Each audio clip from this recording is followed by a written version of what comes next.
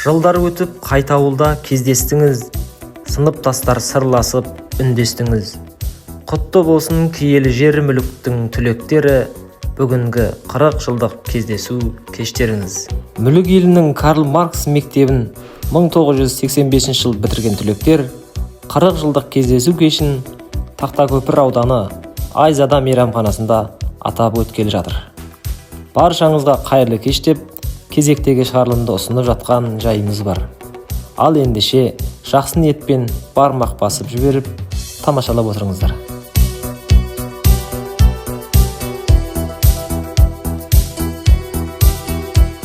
Mustafa 85 жылы жігіттердің қыздың тойлар құтты болсын. Алыстан жақынға келгендер қазақ құтты болсын. Еліміз аман қалсын, жұртымыз тыныш болсын. Айтылған тілектердің қабыл болсын. Ассалаумағалейкум, Мүлік ауылы тұрғындары. Біз 1985 жылы Карл Маркс атындағы орта мектепті бітіріп, бүгінгі таңда араға 40 жыл салып, кездесу өткізіп жатқан жайымыз бар. Сыныптастарымыз бізді жақсы күтіп алды, жалпы ауылымыз жақсы күтіп алды. 1985 жыл туылған жігіттер қызмет, жігіт қыздар қызмет жасап жатыр. Баршаңызға Алла разы болсын. Мейрамханаға кіргелі жатырмыз. Сол ақжүзді абыроймен бәрін аяқтап елге бала шағамызға оралу Алла нәсіп етсін. Баршаңызға Алла разы болсын. Мүлік ауылында нөмір 16 барысында оқыған мектеп 1985 жылы бітірген түлектер 40 жылдық мерекесіне келіп отырмыз. Мерекелер құтты болсын. Ауылымызға келіп туған елімізге неше күннен бері осы 40 жылдық мерекені өткеріп қуанып жатырмыз. Садақа беріп жатырсыз, садақалар қабыл болсын. Бүгінгі кештері жақсы өтсін, сол ақжүзді абыроймен атқарып, туған елдеріне аман сау оралсын. Қанымыздың тамған жері, 4-ші ауылда өстік. Мына Карл Маркстың қызын алдық. 67 жылы Абашева Шолпан деген жолдасы мен болам. Сол кеше 2-3 күн болды Қазақстаннан келгенімізге. Сонда бүгін енді Құда қаласа мына жігіттердің тойлары құтты болсын.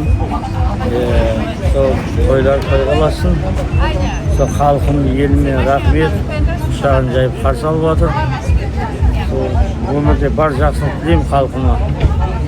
Халқым тоқ болсын. Алдымызда жасы күндеріміз аман болсын. Жас кішілеріміз де аман болсын. Өссін, өнсін. Осы жасасын Тақтакөпір.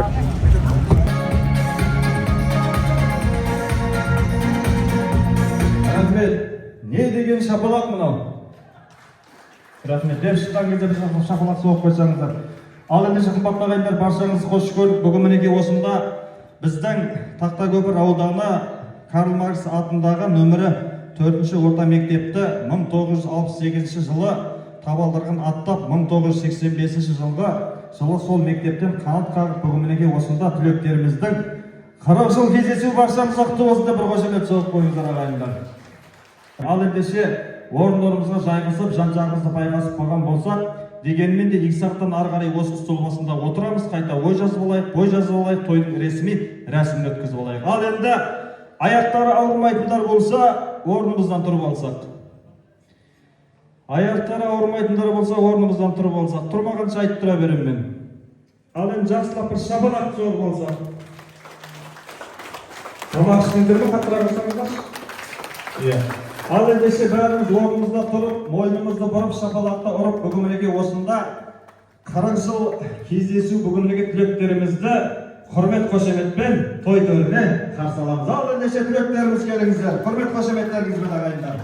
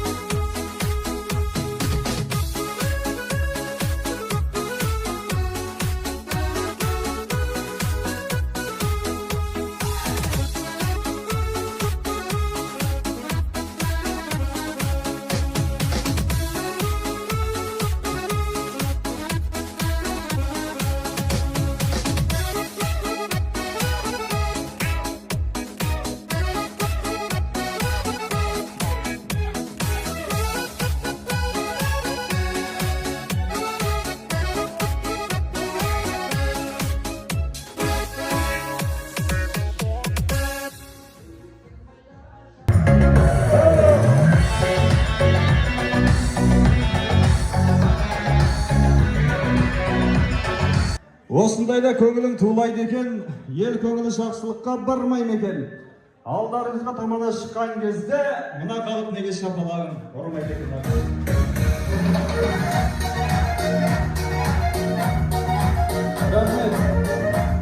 Рахмет. Сәлем беру пайғамбардың сүннеті, сәлем алу әр мұсылман міндеті. Басымды иіп сәлем бердім баршаға, өйткені ол мұсылманның бір-біріне құрметі.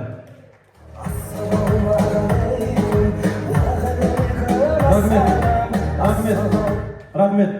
Арма ардидарлы ағайын, аса қамқор ерекше мейірімді, әлемдердің раббысы Алланың атымен бүгінгі кешті бастайын. Алла деп азалайтан баралапқа, ұлт етіп қой берік болған аманатқа, көмейімнен жырты көріп, мен де бүгін шалықтасып қайтайын қанағатқа. Амандасып алайын бәріңізбен, жалп еткендей болмасын жаманатқа.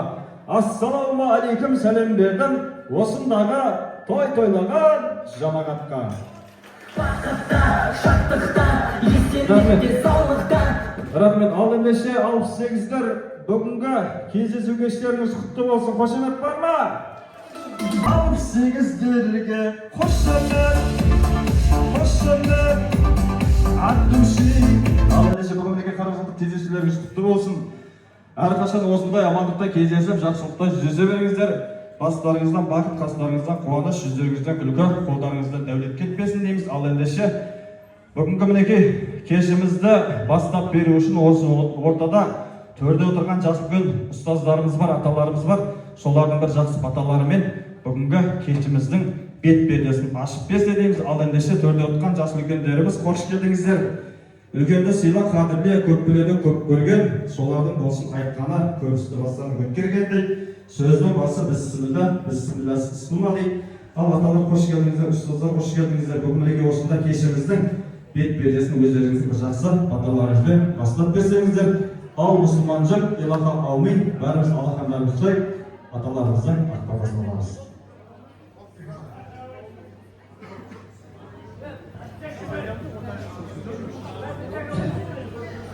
Ассалаумағалейкум, қымбатты шәкірттерім. Міне бүгін қызды тойларың құтты болсын. Адамдарыңа нұр жаусын. Қосаған олдың қыздарының рахым көріңдер. Міне сол жан жерден келіп, міне елге келіп атты. Құдайым сол қалғандарға нұр жауып, сол еліміздің амандан беріп аттыңдар, садаға беріп аттыңдар. Қабыл болып, зейнетлерінде қапыл болсын. Міне батаменен елге көрет деген ғой. Бата берейін, Алланың өзі қолдасын, еш жамандық болмасын. Көпке басты көсен болың, сөзге шешен болың. Ұлдарымен ұлғайып, қыздарымен көркейгін. Алланың назарында болыңдар, бақыттың базарында болыңдар. Шарықтарына құт қиылып, дастарханыңа жұрт жиылып, Алланың назарында сол барлықтарында аман жүріп, сау жүріп келе берді. Рахмет. Ал, арқылы жалғастырайық. Ассаламу алейкум, тойшы қауым. Мен себеші отан 68 жылға туылған жігіттердің 11-ші сыныпты біткенге 40 жыл болған екен. 3 күннен бері тойда бассыңдар. Алла тойларын құтты болсын бәршеңізге. Алла жолына садақа беріңдер, өткендерге Құран бағыш еттіңдер, бәрін Алла қабыл етейін. Сонша жерден ат шатыр келіп осындар, Алла сізден бұндары разы болсын бәршеңізден. Мына елдің азаматтары сонша қызмет қылып, тек аяқтан тұрыпты, бәршеңізге де қызметтерін Алладан қайтсын. Мына келген қонақтар, тойларыңызды аман тарқатып, бала-шағаларыңызды аман қауыштайсыздар. Бірліктен бұзылмасын. Қалған жағында Алла Тағала бастарын аман, бауырларын бүтін болып, осындай тойдың куәсі болып жүре бергейсіңдер. Бізден де сіздерге тілексіміз, бәршеңізге бақыт тілейін, дәулет тілейін, ұзақ өмір жасымен бергей Алла, ауырайымен бергей. Жұттар жазылмасын, бәршеңізге бақыт тілейін. Аумин. Алла Тағала бұл ниеттеріңе қабыл болсын. Allah жолы берген садақаларың, бүгінгі ойларың бәрін бөлек болайын. Кесіңдер осындай қуаныш, жақсылық тойға келгейсіңдер. Раббана атына дүния хасана, ва атына ахират хасана ва қиязатында. Алла разы болсын.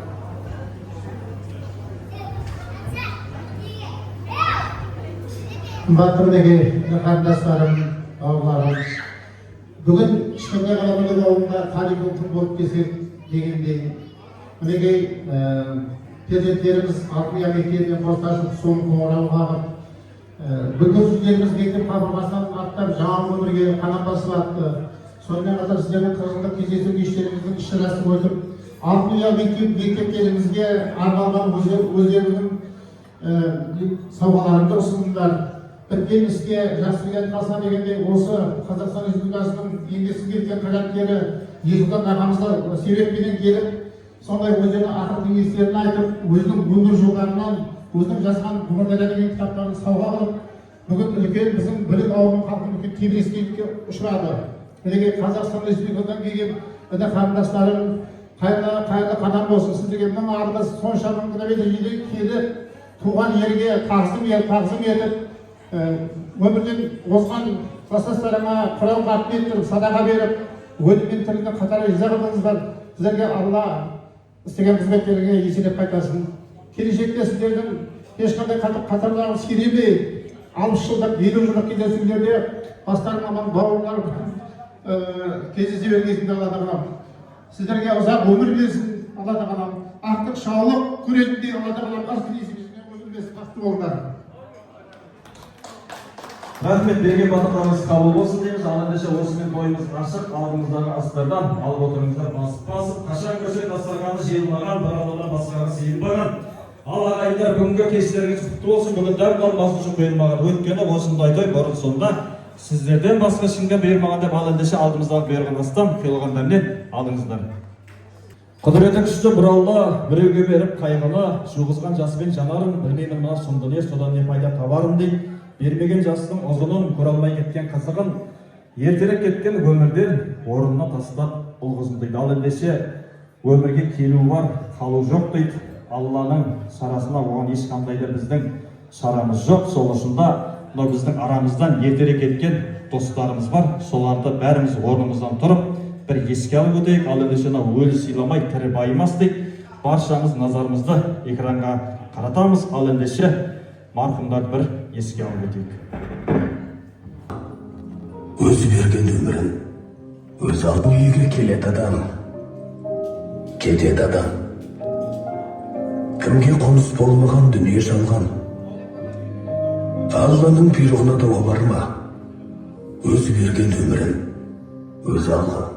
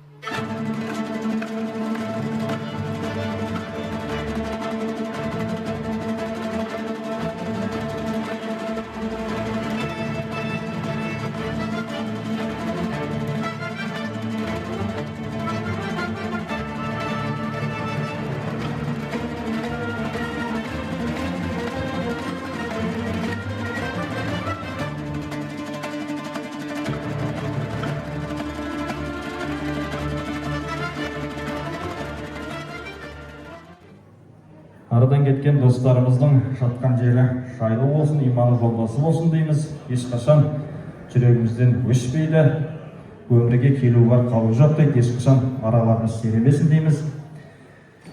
Орындарымызға жайғасамыз, ары қарай тағы да кешімізді жалғастырамыз. Кеше біз осында тізімін сценарий бойынша біздің күрес шатамызбен біраз дүниелерді ойластық, кеңестік. Ал енді қазір қымбатты ағайындар, түлектер, сіздерге мынау шек тастаймыз, ешкімде ренжіс болмасын деген мақсатта, сол үшін мына шектен келіп аласыздар, соған ары қарай тосқа топтап шақырамыз, бола ма? Ешкімде ренжісте болмайды, ағылас бұғылас болып бөлінбейміз, солай ма? Ал енді күрес шатқа келіңіз.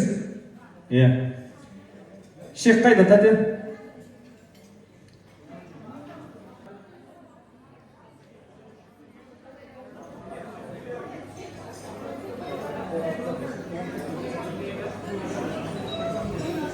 Бір столдан бір адамнан келіп, бір шектен алыңыздар.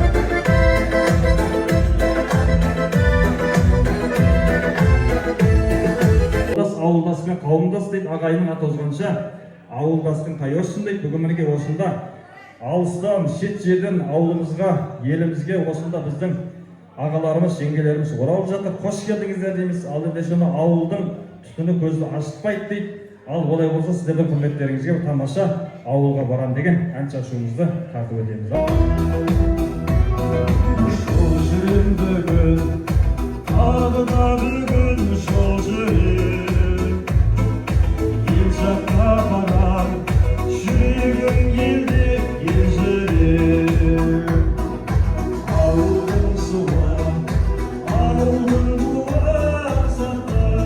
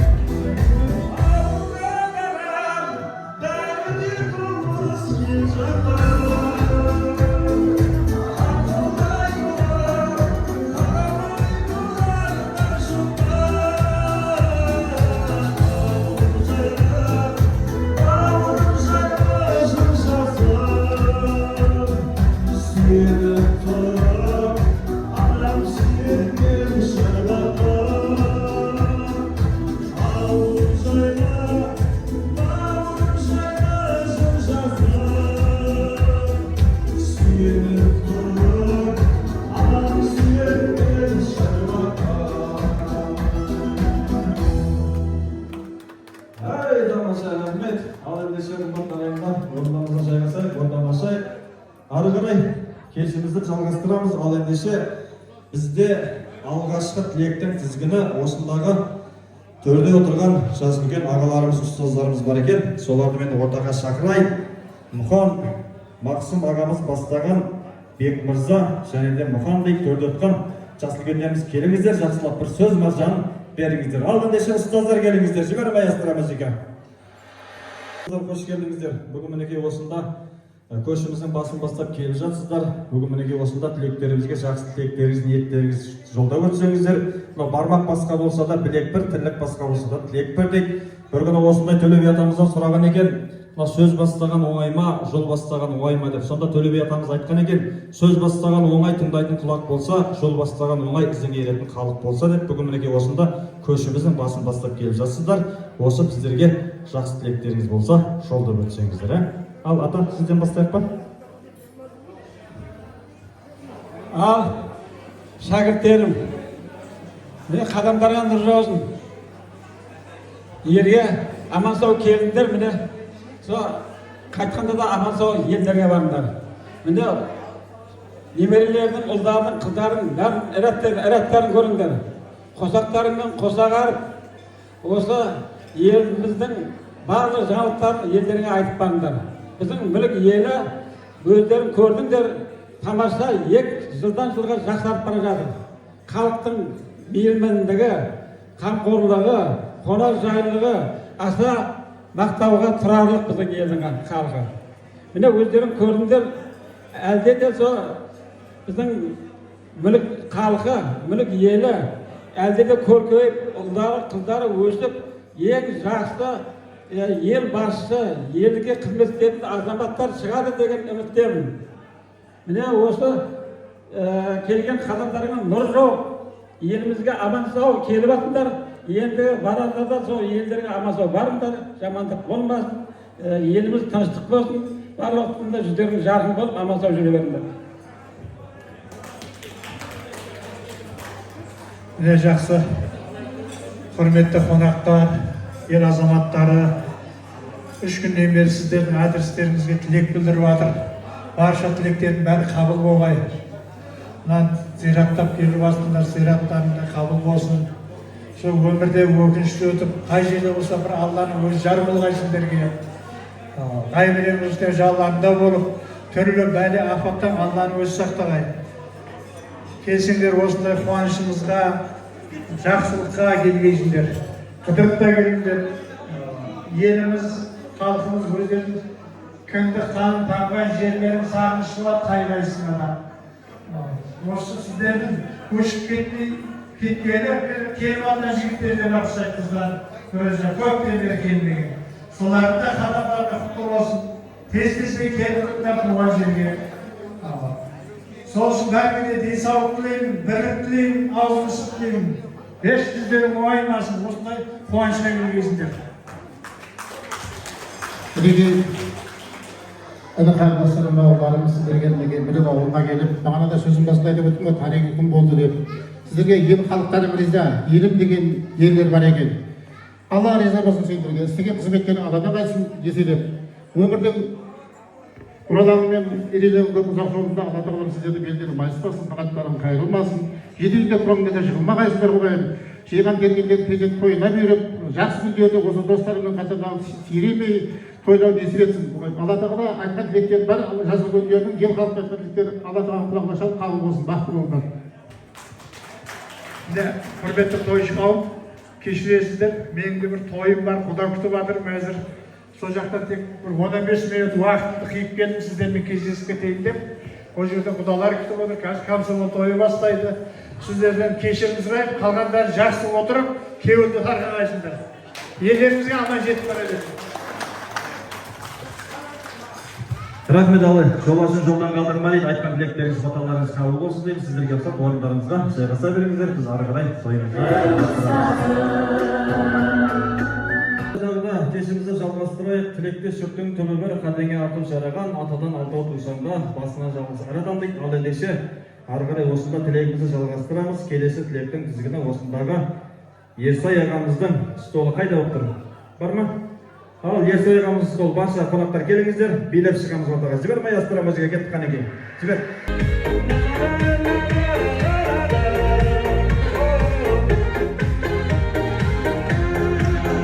Ал ендеше бүгін мінекей осында кешімізді бастап келе жатсыздар, құтты болсын дейміз. Ал ендеше сіздердің де бір жақсы тілектеріңізді жолдап өтсеңіздер. Кімнен бастаймыз? Кімнің объемы көшадан бастайық па? Аға, қош көрдіңіз. Ал енді міне 68-дің азаматтары, азаматшалары міне бүгінгі тойларымыз құтты болсын. Бір үлкен той болып жатыр міне. Мына айтайын дегенім бәріне кешегі берген садақаларың қабыл болсын, бүгін тойларың құтты болсын, қадамдарыңа нұр жаусын.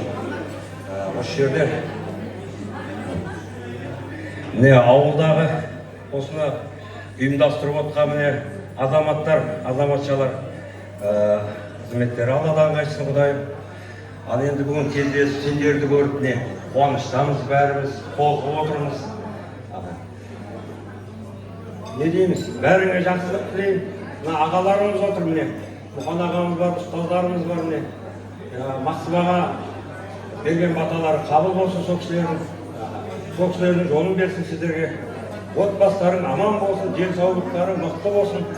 Құдайым бұйыртса 50 жыл 60 жылда кездесейік. Жігіт қыздар аман сау болыңдар. Немерелерің көп болсын, шөбере көріңдер.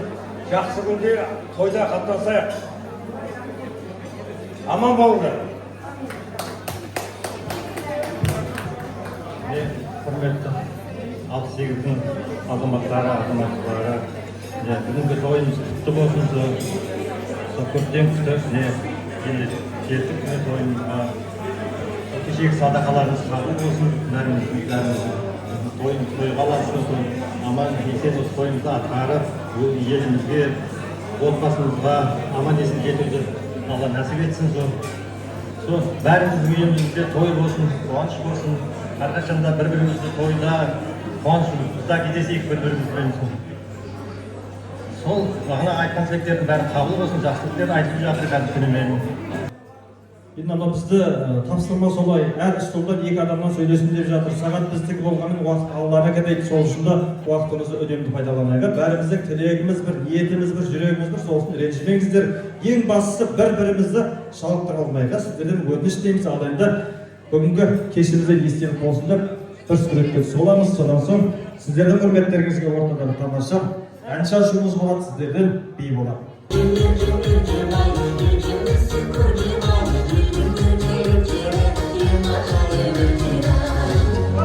Қош келдіңіздер.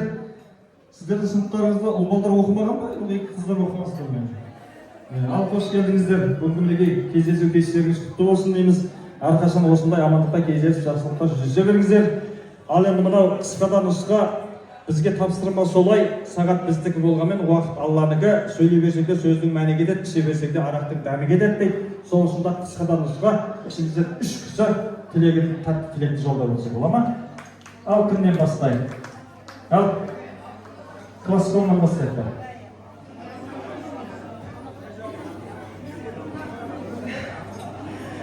Ал мінекей құрметті 68-дің қыз жігіттері, 40 жылдарың құтты болсын, тойларың той қыласын. Сіздер мына жігіттерімізді бүгін қыздар алып қойды. Келіндеріміз, жігітіміз бар бәріміздің де, бірақ қыздар алып қойды бүгін. Ертең өзіміз Құдай қаласа. Құтты болсын ал қырғыздарың. 40 жылды, 50 жылды, 60 жылды, 70-80 жылды тойлай бергейсіңдер. Төрт көздерің түгел, бастарың аман, бауырларың бүтін. Елдіміз аман, жұртымыз тыныш. Өзбекстан, Қазақстанның ортасын шарлап жүргейсіңдер. Жүргейміз. Құтты болсын. Тойларың той қыласын. Садақаларың қабыл болсын кешегі берген. Өткендерді салауат, қалғандардан береке. Кешегі марқұм болған достарымның мажаркасын қалғандарың аман болыңдар.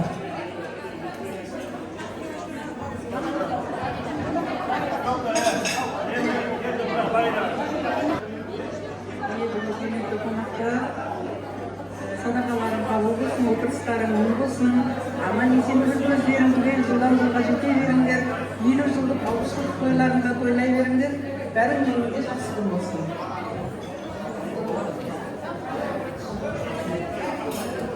Құрметті 68 мерекелеріңіз құтты болсын.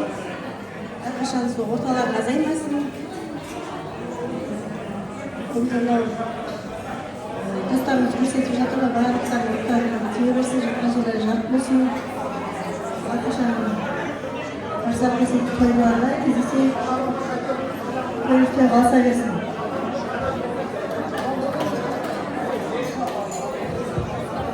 Енді қалған кісілер қосыламыз, ренжіс болмасын, ал ендеше айтқан тілектеріңіз қабыл болсын дейміз.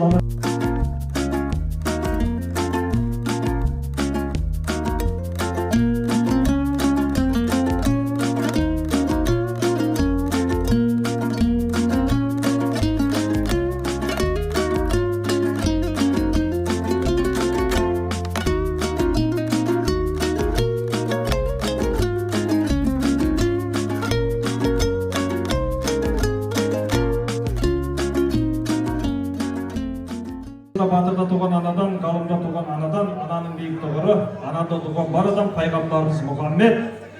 Ананы құрмет санаған дейді. Осында отырған барша ақжаулықты аналарымыздың құрметінен тамаша ән шашуымыз болсын дейміз. Білетіндеріңіз біздерге қосылып отырыңыздар. Білмейтіндеріңіз қол соғып бірдеңеге жарап отырыңыз. Ал ендеше барша ақжаулықты аналарымыздың құрметіне. Анасы бар адамдар ешқашан қартаймайды. Осындағы Таңатар ағамыз бастаған. Келіңіздер, Таңатар ағамыздың столы. Келіңіздер, баршамыз билеп шығамыз. Жібер маэстро музыка, кеттік қанеге. Таңатар ағамыздың столы.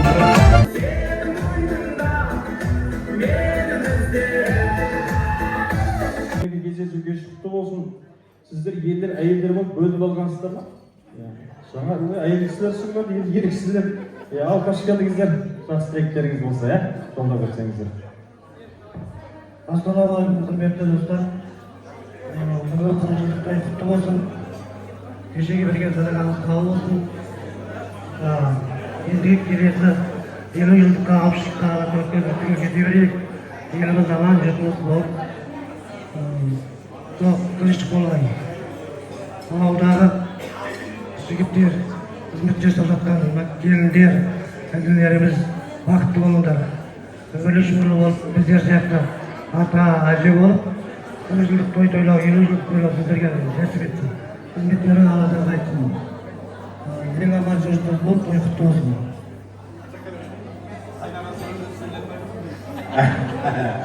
Ассалаумағалейкум, құрметті достар.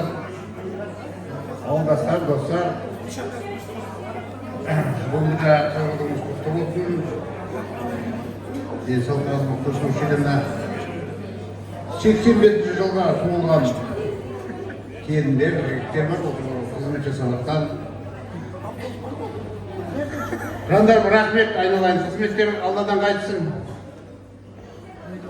Өмірлі болыңдар, шүкірлі болыңдар. Отбасыларыңыз аман болсын. Және де осы бүгінгі жүзден тойға жиналған қауым. Алла тілектеріңізді қабыл етсін, еліміз аман, жұртымыз тыныш болғай. Әрқашанда осындай қызықты, қуанышты жағдайда өмір сүргенбіз. Алла өмірімізді көркем, қуаныш етіп берсін. Әббей қайда бұл жылы 69 балдар қайда? 69. Естігіден қабылданған балдар қайда? Қайда? Той баршамызға құтты болсын. 68-дер! Что-то естімей жатыр ғой. Ой, молодец. Мына қонаққа келген 85-дер! Ой, молодец. Тамара болып кетсен деген. Ал жақсы, құрметті қонақтар. Мынау бүгін Тақтакөпір ауданында бір ұлан асыр той болып жатыр. Қуанышта енді шек жоқ енді. Той боласың.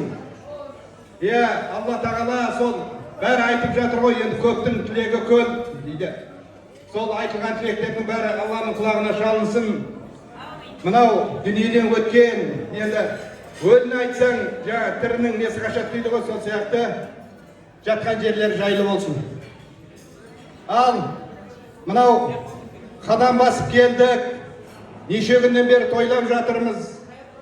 Бұл мына өткенде де айттым, бәрінің отбасынан тұздан тарттық. Мына жердегі жігіттердің, ауылдан келген жігіттердің келіншектеріне де, басқасына да бәріне де рахмет. Мына жауда да болса бір үйің болсын деген қазақта. Соның ішінде біз соған көзіміз жетіп отыр. Ол енді мына өзіміздің мына жігіттер мінекей. Орнына бір тұрып қойса олар мінекей, мына сотовный жігіттердің бәрі. Орындарына тұрып қойсын, өздері камераға алып olsun dedi. Рахмет сендерге. Алла разы болсын. Сонша күннен бері шаршамай, шалдықпай, осы күтіп, садақамызды өткізіп, ағызды абыройлы отқан бар, осының арқасы, осы жігіттердің арқасы. Ал мен не айтқым келеді? Бүгін енді точка қойып отқан жағдайымыз бар мына отырысқа. Алла қаласа, сол келесі 10 жылдан кейін де өйсіп отыруға жазсын баршамызға. Алла сендерге күш-қуат берсін, денсаулық берсін. Сонша километр жерді артқа тастап келдік туған жер үшін. Туған жерге тағзым. Қолдан келгенше бәрі ойдағыдай өтті деп ойлаймын. Мен енді жаңа Карл Маркстегі бүгінгі кешке қатынаса алмадым. Қатынаса алмаған себебім менің де сол кемдігінде кешіміз өтті. Сол жерге барып, бізде өзіміздің туған жерімізге, кімді қанымыз туған, тамған жерге, осы мына жерде кендірді бір қатар жігіттер мен қыздары отыр, тойға қатынасушы бар.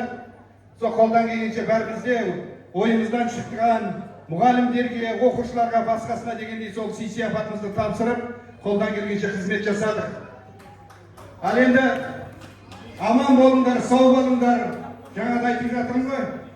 Сонау жерден Қазақстанның түкпір-түкпірінен келдік. Сол аман-есен елдердің отбасыларына аман-есен қауышыңдар. Сол мына ауылға туған жерге келсек, тек қана сол бір-біріміздің күліп ойнап, осындай жақсы күндерімізде кездесуге жазсын, достар. Ал тойларын той қыласын, аман болыңдар. Рахмет, айтқан тілектеріңіз қабыл болсын дейміз. Ал ендеше өткен күн қымбат, келер күн жұмбақтың, бүгінгі күнімізде естелік болсын деп бір суретке түсіп аламыз. Содан соң ары қарай сіздердің құрметтеріңізге тамаша ие болады. Ал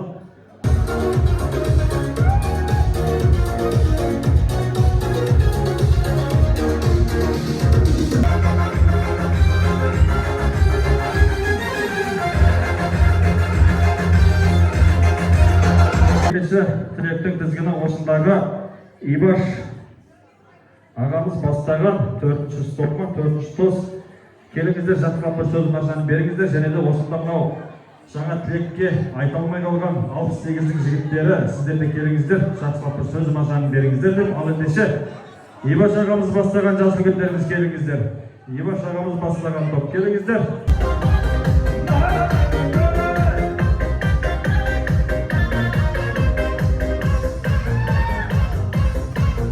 Қош келдіңіздер, бүгінгі кештеріңіз құтты болсын дейміз. Ал енді сіздердің де жақсы тілектеріңізді естісек дейміз. Ал енді 3 кісі айтса қауырдарымыз қосыламыз, билейміз бола ма? Тойдың тәртібі солай. Енді тәртіпке бағынған құл емес дейді. Ал ендеше ары қарай тілегіңізді жас үлкендеріміз бастап берсеңіздер. 69-ның жігіттері дейміз, сіздер де келіңіздер.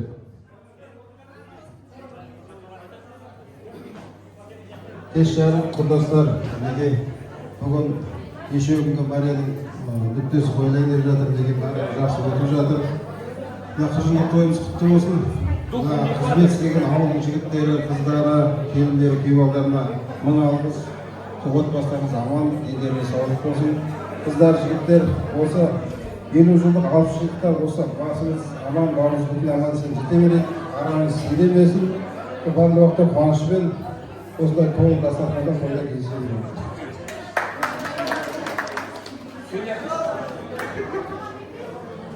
Ал құрметті 68-дер, мына қажылық тойымыз құтты болсын.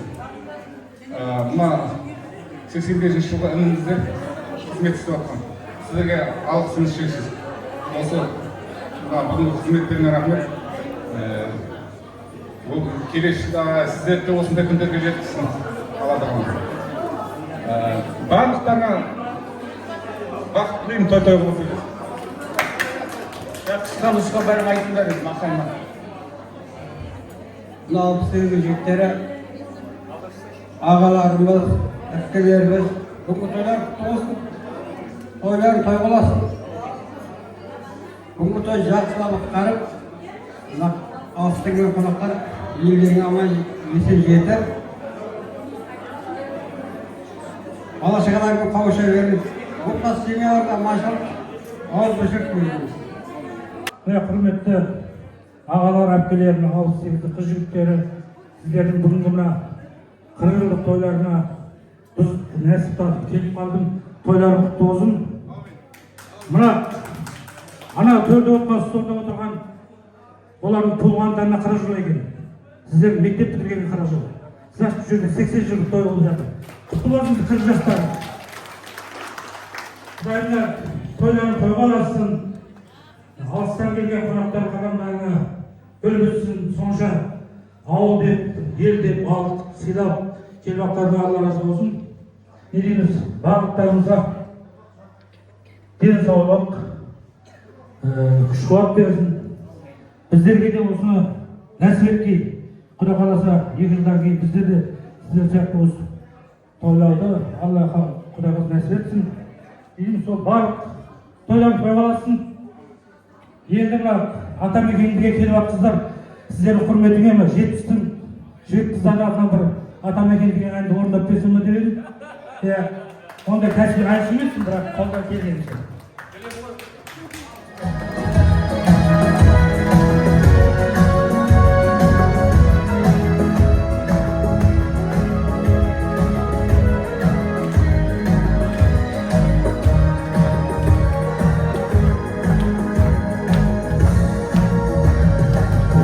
Жайлау төкті көлем көккілемге болмаймын көккілем аңдайымнан сыйпап өткен самалды азығымның алақандай деп білем айда көрсем Good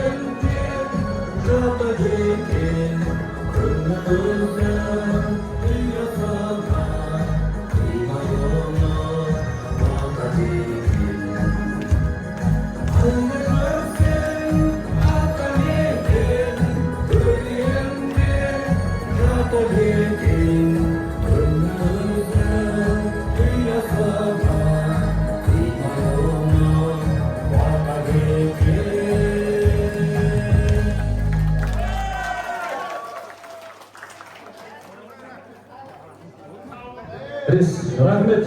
Өнер сатылмайды, өнер бағаланады дейді. Ақында да ақын бар.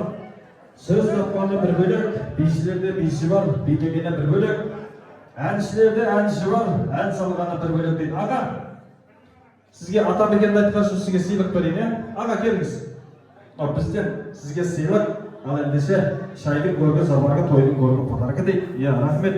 Өнеріңіз өрлей берсін дейміз. Осындай жиындарда ән айтып, маңдайыңыз терлей берсін дейміз. Ал енді тілек айтқан жасыл көтер бір суретке түсіп алсақ, содан соң ары қарай кешімізді жалғастырамыз. Ал енді фото көрсетті. Ладно, құтты болсын. Міне бүгінгі кешіміздің себепшісі 40 жылдық кездесуіміз. Бәрімізге құтты болсын. Мына алыстан келген кластастарым, қадимдеріңнен нұр жаусын. Ауырмай, сырқамай, аман сау келіп, бәріміз көрісіп жатырмыз. Рахмет сіздерге. Барлық уақытта жүздеріңнен күлкі айырмасын. Жақсы келіп жүре беріңдер. Өзбекстан, Қазақстан шекарасы әрдайым ашық болсын. Ой, морал керемет. Ал еді, Зәкір, несі шақырет? Мына біз орындайтын әнді Зәкір орындады, ақызай. Қазақта бір сөз бар ғой, ат тұяғын тай басар деген. Рахмет ақызай. Ал құрметті кластастар, мынау бүгін неше күннен бері бір кереметтей бір күн болып жатыр. Осы бір күндерге риза болмаған адам жоқ шығар деп ойлаймын. Бәріңе рахмет. Күткендерге де рахмет. Сол күтуге келгендерге де рахмет. Сонша жерден ат терлетіп арба сындырып келді ғой бәрін. Елдер шулап жатыр, сол 60 адам, 61 адам келіп деп жатыр. Бәріңе рахмет. Сол бәрінің шаңырағында амандық болғай, саулық болғай, аман келдік, аман есен елге қайтайық. О дариға алтын бесік туған жер, қадіріңді келсем білмей кеше көр дейді ғой. Топырағында жата алмасам тебіренбей, ақын болмай, тасың болсан мен егер деп Қасым Аманжолов айтқан ғой енді. Біздер енді ақын емеспіз, ақындардың айтқанын айтушымыз. Сол үшін давай бір өлең айтайық бәріміз, Домбыра бар ма қамада? Әу демейтін қазақ жоқ, нау демейтін негір жоқ дейді. Ал ендеше ағамыздан бір тамаша ән шашуымыз болса, сіздерден құрмет, қошемет болса, Осында отқан барша асқатау әкелеріміздің құрметімен болсын. Енді әке туралы бір ән болсын деп жатыр. Бір бала армандайда, менің әкем бай болса екен деп, бір бала армандайда, менің әкем бар болса екен деп, негізінде мен ойлаймын, әкең тірі болса, дүниенің байлығы сол екен деп. Осында отқан асқатау әкелеріміздің құрметімен тамаша ән болсын. Осында менің ауылда кезінде маған домбыра үйреткен Оспан ағамның құрметімен болсын, ұстазымыз. Ал аға, сізді құрметіңізге тамаша ән шашуымыз.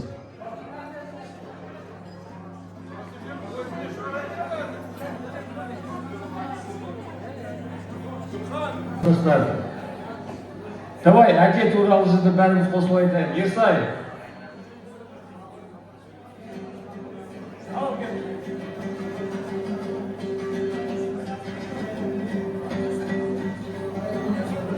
Ұшырдың баттың ұяда, кетпейсің ойдан қиялдан. Арманға биік қол созсам, тұрарсың келмек жиялыдан. Көңілім бүгін алаңдай, күттің де әке баланадан. Шаттық пен жарқын тойына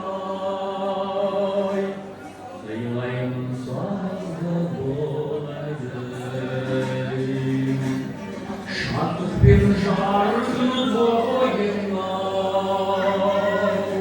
Silayım sazdı bulaydı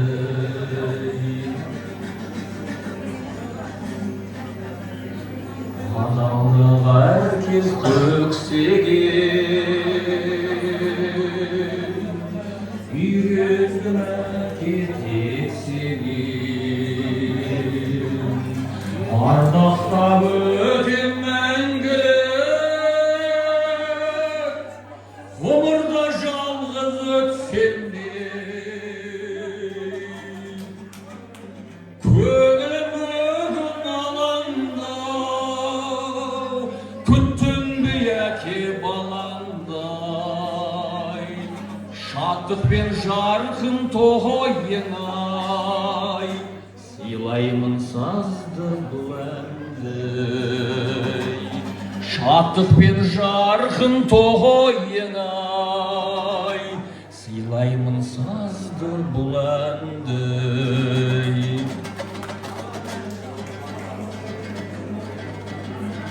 Алыстап кетсем аңсадым Биікке ұшсам сүйсіндім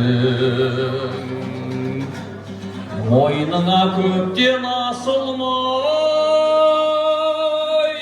Сағындым сенің исіңдай Көңілім бүгін алаңдай Күттің яке балаңдай Шаттық пен жарқын тойыңай Сыйлаймын сазды бұл әнді Шаттық пен жарқын тойыңай Сыйлаймын сазды бұл әнді Ей, тамаша, рахмет. Аға, талантыңыз таудай деген, мынау даусыңыз жүректі жаулай деген, даусыңыз Искандыр Хасанғалиевтан аумай дегенде бір қошемет жауап қойыңыздар. Рахмет. Нағыз мынау қазақтың әнін нақышына салып орындап десек те болады. Қара мұртым қайратым, қара мұртым айбатым, мына мұртым тұрғанда қарамайтын қайратым деп бір қошемет жауап қойыңыздар. Ал ендеше қымбатты ағайындар, бүгінгі кешімізден мынау сый-сияпаттарымыз бар. Соны мынау келген қонақтарға мен табыстайын. Біздің күләш тәтеміз қайда, осы сыйлықтарды үлестіріп тұрсаңыздар, кішкене көмектесіп. Ал енді қымбатты ағайындар, баршамыз орындарымызда отырып кішкене мұқият тыңдаңыздар. Мынау басы жоқ ел жетім, тыңдалмаса сөз жетім дейді. Ал енді қымбатты ағайындар, қазір менің оң жақ, сол жақ екі команда екі жаққа бөлеміз. Қазір бірінші команда мұқият тыңдаңыздар. Мына жақтан ән қойылған, әннің басын бастап берем, ары қарай сіздер айтасыздар, бола ма? Кім жақсы айтады, соған сыйлық береміз, бола ма? Күләш тәте, сыйлықтарды үлестіріп тұрсаңыздар. Ал енді бірінші әніміз кеттік, аналардың құрметіне жібер. Анашым бір өзіңсің, табыларым. Рахмет! Анаш!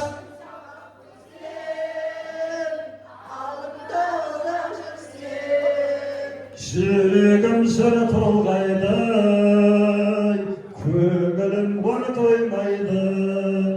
Ағасы бар адамдар ешқашан қартаймайды.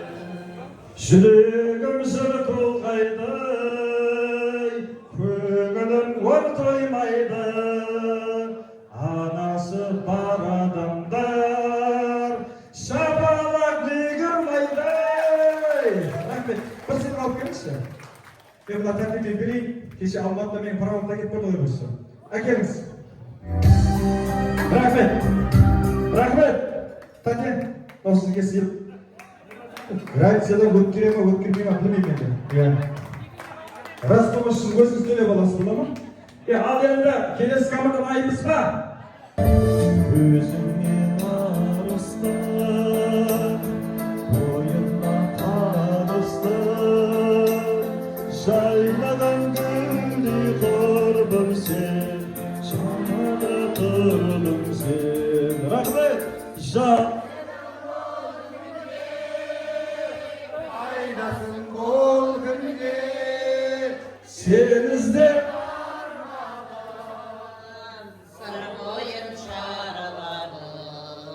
Sen іздеп арманы сыр бойы жаралады. Ай, тамаша, рахмет. Бір сыйлық беріңізші. Сен іздеп арманым, мүлікті шарладым. Рахмет. Мен Оспан ағама берейін. Гүлхан тәтеме қарап айтып жатыр. Рахмет. Кезінде мүлік талай шарлаған ғой бұл кісі. Ал енді келесі командамыз. Дайынбыз ба?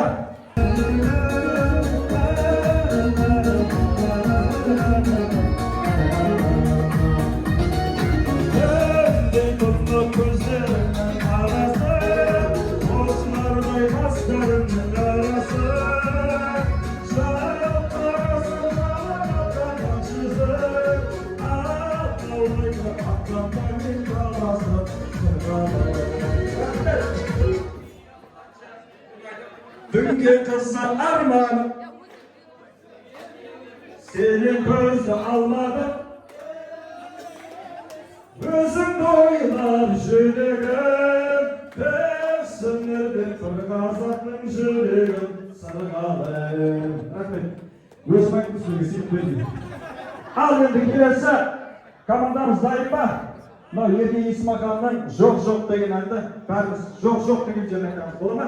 Ал көрмейсіздер, кеттік айып.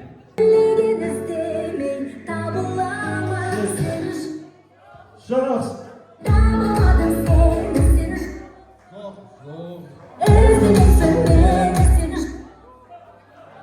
Бар болса қайдасың, сен кімсің, жүрсің қайда? Алматыда, Астанада, теңді іздедім, үмітті іздедім, Ақтөбеде, Шыңғалада, теңді іздедім, үмітті. Бір сыйлық беріңізші. Гүлхан тәте, мен Оспан аға артыңызда отыр ғой. Ағамыз деп отырмадыңыз ма?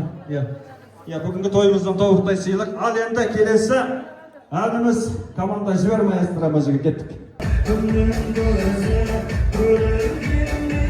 Қызыл көрік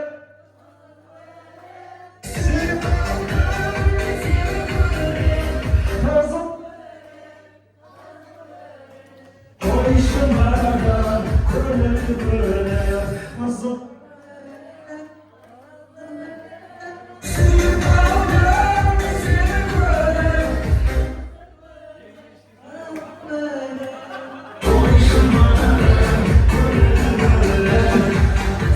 Рахмет. Бір сыйлық бересіздер ме? Ұнады ма? Ұнады ма? Стиль оған ұнады ма? Ал енді келесі командамыз жібер маэстромызға кеттік қана кел. Жібер. Бірге тойлап, бірге көзген, шамданған жасарым. Қалай қызғын өткізген, қайдасыңдар достарым. Dostlar Bilgini vay şarmı Kil şırkay Dostlar Bilgini koy Yeskalısı Rahmet Al енді келесі командамыз дайынбыз ба? Ал енді сіздер арман достарды бәріміз бірге айтайық. Ал жібер. Біздердің өздегі бәріміз бірге жоқ. Арман достар қайда, абзал достар қайда? Біздердің өздегі бәріміз бір Arman dostlar kayda, Hamzal dostlar kayda, Zaman dostlar kardeşler kaydedin. Rahmet. Alpsovuzlar kayda, Alpsovuzdan arıları kaydedin. Rahmet. Şurada ağa ne burada bayana? İşte ana yapmak güzel, mağana kızma bekle, bugün şurada mastarayım çok var. Kulaş yatır bebeğine, hadi. Сіздерге де жұмысты болсын дейміз енді. Сіздерге мынау Ақтаудан өткенде біздің оригинал қонақ үй ма? Қош келдіңіз. Оригинал қонақ қош емес жауап қойдыңыздар. мынау тау мен тау кездеспейді, өзен мен өзен кездеседі дейді. Бүгін мінекей екінші рет тағы кездесіп жатырмыз. Ал қош келдіңіз, той құтты болсын дейміз. Ал енді келесі командамыз дайынбыз ба? Ал жібер маэстро, Антижан Полгар жібер.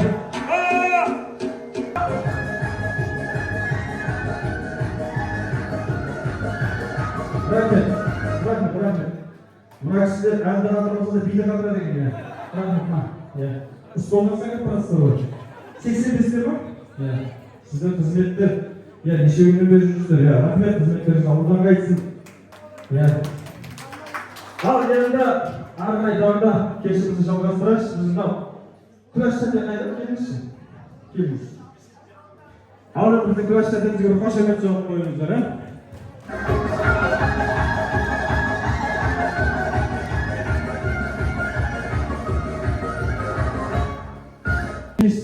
Неше айдан бері күрес шегеміз сценарийін түзіп, біздің продюсер десеңіз де болады. Ал енді осы біздің күрес шәтемізбен мынау 68-ден бар ма жігіттер? Билеп жарысатындар бар ма? Бар ма? Келсеңіз ағалар. Не болды? Ешкім дөп жетпей жатыр ма? Қайда келіңіздер? Ал, жібер маэстро музыка, билеп шығамыз аға. Ал аға, қош келдіңіз. Ал енді көрейік сіздің екеуіңіздің биіңізді. Кім жақсы билейді, соған сыйлығыңыз бар. Ал енді бері қарай жақындаңыздар. Музыканы тез. Ал, жібер маэстро музыка, кеттік қанекей.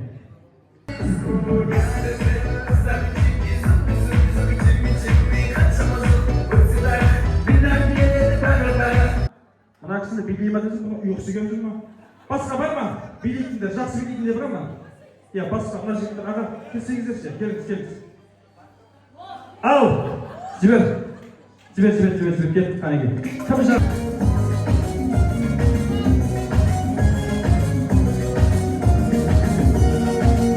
Рахмет, аға. Сіз біреуді іздеп жүрсіз ба, тойда емес, базарда продукт алып жүрген жақсы жүрсіз ба, аға?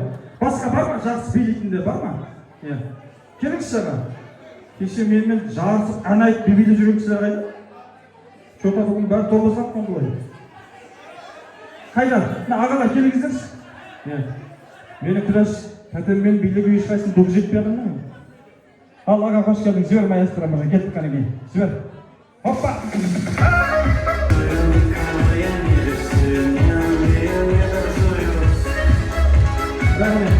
Болды. Рахмет. Аға, кетіп қалмаңыз. Тәте, орныңызға отыра беріңіз. Ит аяғы қызғанады дейді. Абай ағамыз шота қызған оққан сияқты, Ал? Негізі мен билей алмайтын едім. Бүгін мына қонақтың ең соңғы күні болғасын қуанып биледім. Қонақтың ең соңғы сыйлық берді кезі билеп алшы. Рахмет. Ал енді, мына ағамызбен билейтін бар ма, қыздар? Келіңіздер, тәте келіңізші ма? Сіз келіңізші. Есіміңіз кім? Айым. Кім? Айым. Біздің Айым тәтемізге бір қошемет соғып қойыңыздар, Рахмет. Менің Айым тәтем тамаша адам, жақсыны қашанда сыйлайды адам. Топтама қол бүгін кешке келіп қапты, домалады ойнауға, аңғайлардан бір қошемет соғып қойыңыздар. Ал енді жібер маэстро музыка. Балдарды аламыз. Аға, орнымызға отырып кеттік. Жібер.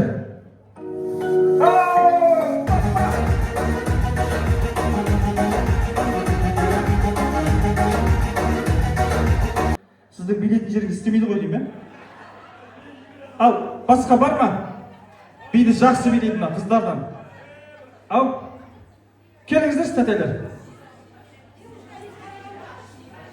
Қарағандыдан келген тәтеміз. Тәте келіңізші, Қарағандыдан келген тәтеміз бар? Арасында чет-чет нерілмай. Рахмет, ал тәте қош келдіңіз. Ал енді сіздер ең соңғы финал тәтесі мына жақта тұрыңызшы. Мына жақта тұрыңыз, ағасы сол жақта тұрыңыз. Ал енді мынау индийский түріктен индияның киноларын көріп жүрміз, содан образы болады. Ал енді ең соңғы финал кім жақсы билейді, соған жақсы сыйлығымыз бар. Ал енді жібер маэстро, кеттік. Каттуба.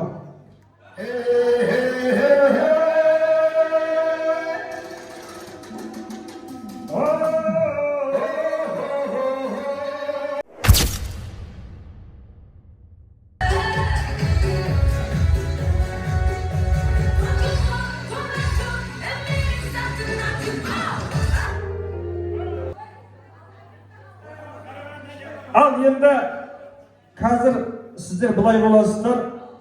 Ең соңғы ламбадаға билейміз. Қазір мына оң жақта тәте сіздің командаңыз болады, сол жақ сіздің командаңыз аға. Қазір ламбада қойылады, сіздер мына столды айналып билейсіздер. Мынау келген қонақтар сіздердің аттарыңызға паровоз болып тіркеледі, бола ма?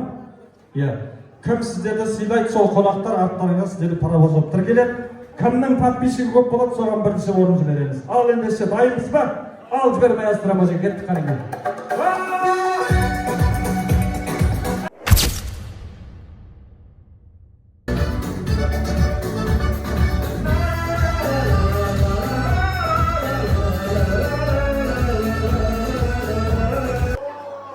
Иә, оң жақ.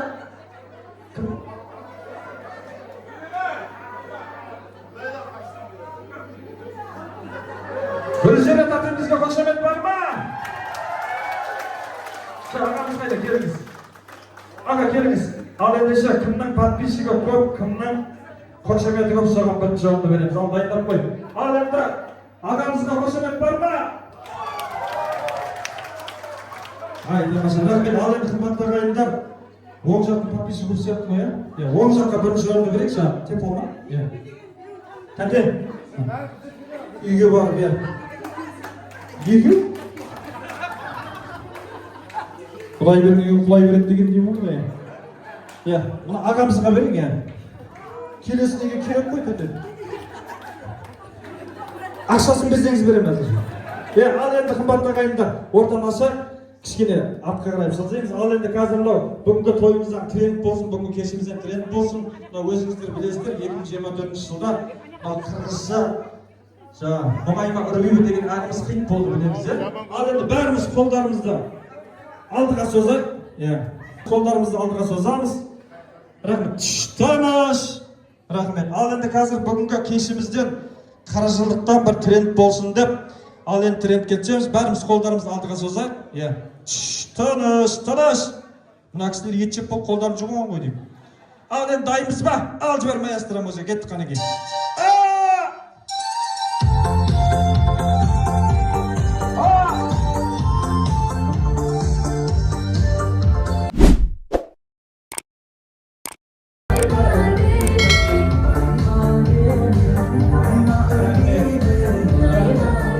Рахмет, болды. Ертең Құда қаласа, тақтағы бар мүлік деген ютубта хит боласыздар, иә. Ал ендеше 68-лерге қошемет бар ма?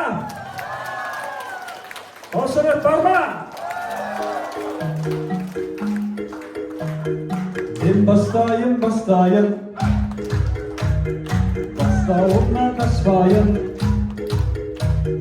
бүгін кешті басқарып, көңіліңді табайын, көңілі қалай босасын, шырдап қаржан шаршасын. 68-дің жігіттері мәңгі бақи жасасын. Орнымызда тұрайық, жүзімізді тұрайық, 85-дің жігіттеріне қошемет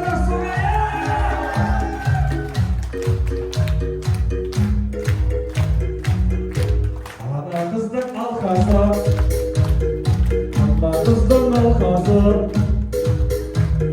осы кештің өтуі абай ағамның арқасы.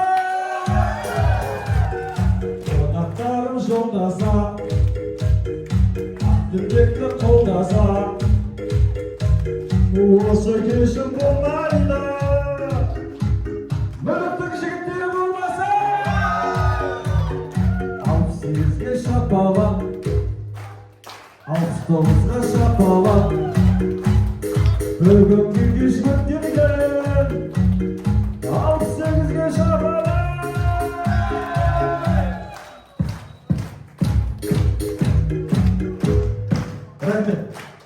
Рахмет, ал ендеше, ыстықмастарыңызға рахмет. Ал ендеше барымыз орындарымызға жайғасайық, ары қарай тағы да тойымызды, кешімізді жалғастырамыз. Ал ендеше ортаны ашамыз, баршамыз орындарымызға жайғасамыз. Сіздер бәріңізде жан-жайжан жамбысыңдар, осындай думан кешке келіп жеткен, мына менің сіздерге алғысым бар еді. Ал ендеше ары қарай тағы да кешімізді жалғастырамыз, тілегімізді жалғастырамыз. Келесі тілектің тізгіні осында. Жаңабай ағамыздың бастаған командасы. Келіңіздер, Жаңабай ағамыздың командасы. Бүгінгі мінекей кештеріңіз құтты болсын. 3 кісі сөйлейміз, қалғандарымыз қосыламыз, бола ма? Бүгінгі тойымыздың тәртібі солай. Ал ендеше бері қарай жақындаңыздар.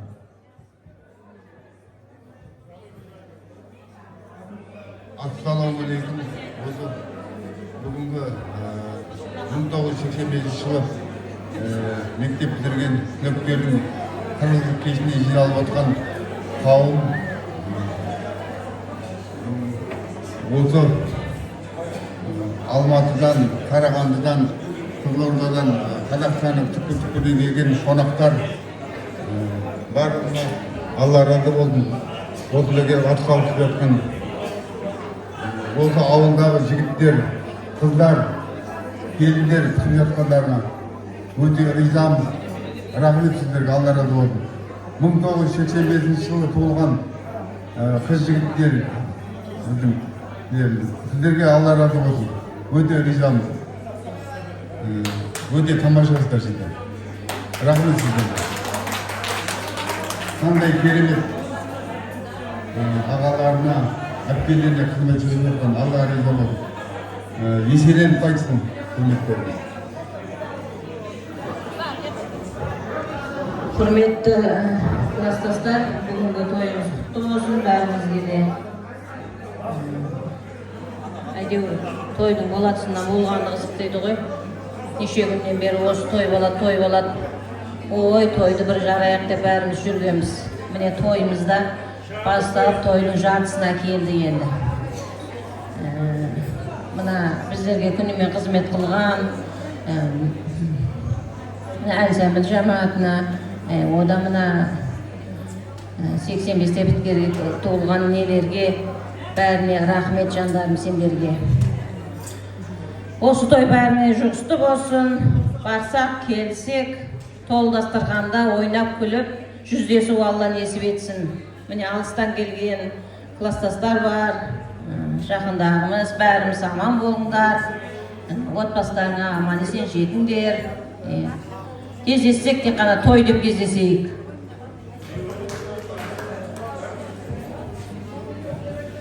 Не дейміз, сөзге кедейміз біз. Қысқа нұсқайды деп атыр ғой енді, әлмен жеткізсе болатын шығар. Қызғалдақтай қырдағы дірілдеген, қуаныш келе берсін күнім деген, мен бүгін тілек айтып құттықтаймын бүгінгі мерекелік күніңменен. Мінекей достар, міне достық деген шарайна, сындырып алмай абайла, сындырып алсаң егерде қайта құрау оңай ма? Міне достығымыз мәңгі болсын, тойымыз тойғаласын. Наз істеген қадым садақаларымыз қабыл болсын, тойымыз тойғаласын. Өмірден озған достарымыздың баршасына Алла алдынан жарылқасын, той тойғаласын. Мына біз бітіріп атқандағы дүниеге келген қыз жігіттердің бәрінің қызметтері Алладан қайтсын, бақытты болсын.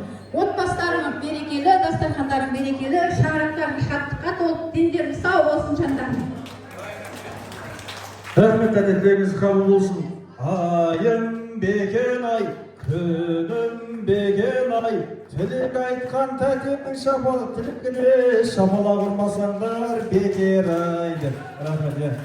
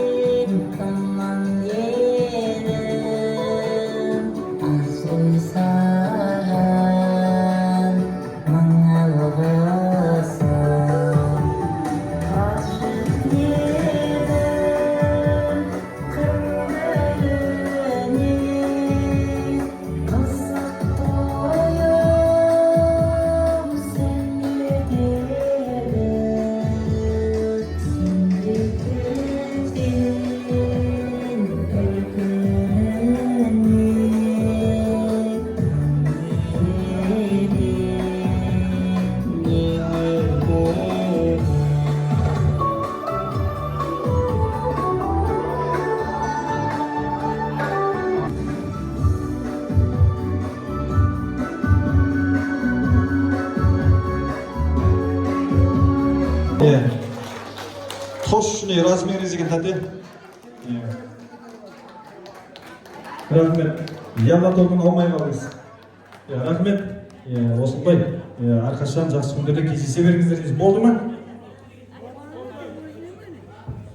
Алтындай міне қыздарым көздерін жәудіреп, бәрі мені жеңшелеп ортада сыйлағандарың үшін рахмет.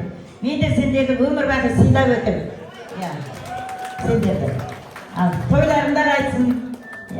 Рахмет бәріне. Естіліші ертең жибастаттан тойға шақыратын болсаңыздар маған хабарласыңыздар, Визит кісімен де бұл рахмет, ары қарай орындарымызға жайғасайық, ары қарай біз ары қарай кешімізді жалғастырамыз, қымбатты ағайындар.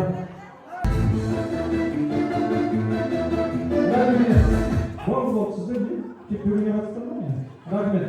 Ал қош келдіңіздер, бүгінгі кештеріңіз құтты болсын дейміз.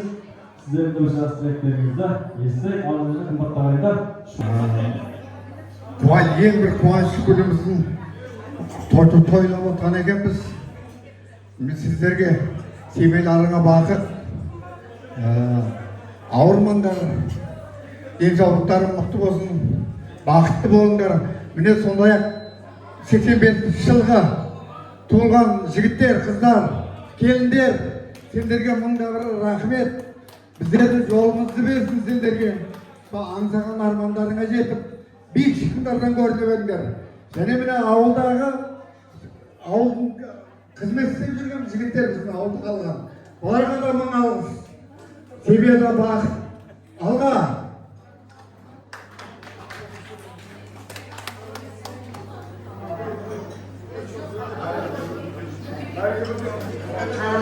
Ассалаумағалейкум. 1985 жылы мектепті бітіріп, 2025 жылда болып қалған 40 жыл болған. Бұл 40 жыл қанша уақыттар өтті арадан, көп адамдар кетті арадан. Енді кеше келіп атырғаны бері класстастарымыз бәрі ойласып, сол марқұмдарға садақа берді, халыққа садақа берді. Сол бәрі де қалың болсын, бәрі де жақсы өтіп жатыр болсын, бәрі осы класстастарымыздың ауызбіршілігі деп ойлаймын.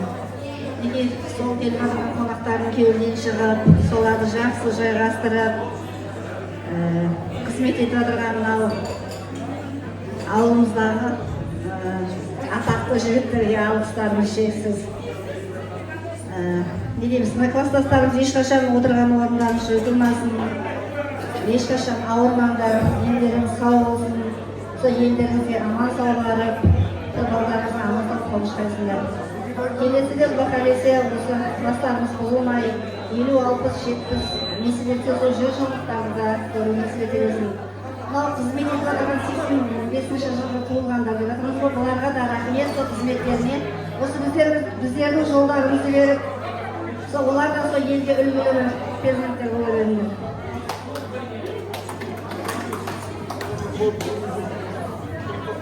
Ал құрметті халайық, құрметті менің достарым, не бүгін 40 жылдықтың ең соңғы мәресіне де келіп жеттік. Енді ауылдағы сағынышымызды әлі баса алмай жатырмыз. 40 жылдығымызда анамыздың атқаны